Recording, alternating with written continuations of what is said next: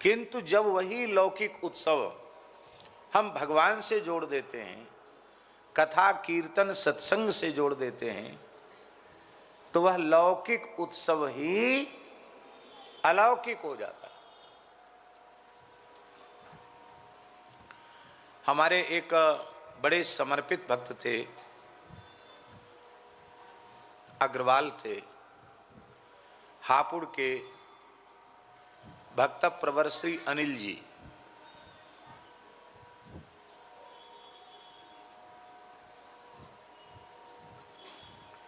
गृहस्थ थे, वैश्य थे, लेकिन हमने अपने भ्रमण में वैश्य परिवारों में इस प्रकार का भक्त व्यक्ति नहीं देखा जैसे वो थे। आज उनका शरीर नहीं है, लेकिन अद्भुत अद्भुत थे।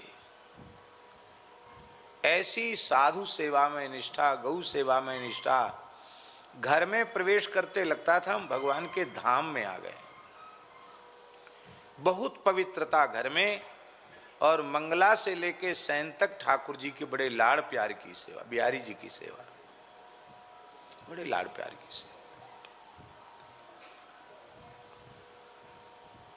तो एक छोटी सी बात बता रहे हैं आपको। उनकी पुत्री के विवाह का प्रसंग था, तो उन्होंने हमको कहा कि गुरुजी आपको तो आना पड़ेगा।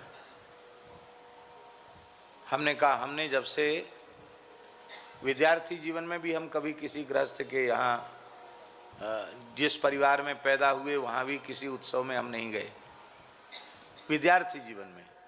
और जब से साधु जीवन का आरंभ हुआ तो पूज्य गुरुदेव पहाड़ी बाबा का आदेश है कि किसी लौकिक उत्सव में मत जाना, विवाह आदि में नहीं जाना, तो हम नहीं जाते। तो हमारे गुरु जी का दिया हुआ नियम है, इसको हम तोड़ नहीं सकते। हम भगवान से प्रार्थना करते हैं कि सब काम निर्विघ्न संपन्न हो, हम विवाह में नहीं आए। उन्होंने कहा, महाराज जी विवाह तो पीछे है, हम आपके नियम को भंग करें, संकोच में डाल के आपको दुखी करें, ये हम कभी नहीं कर सकते।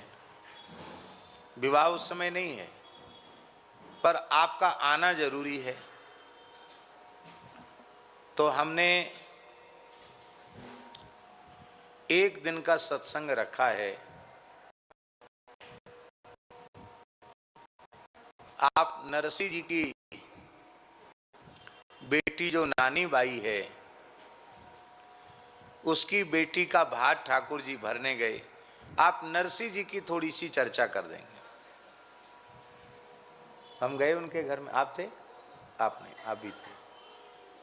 हम गए वहां, घर में सुंदर ठाकुर जी का फूल बंगला, रास लीला, ऐसा लगा ही नहीं कि इस घर में विवाह होने वाला।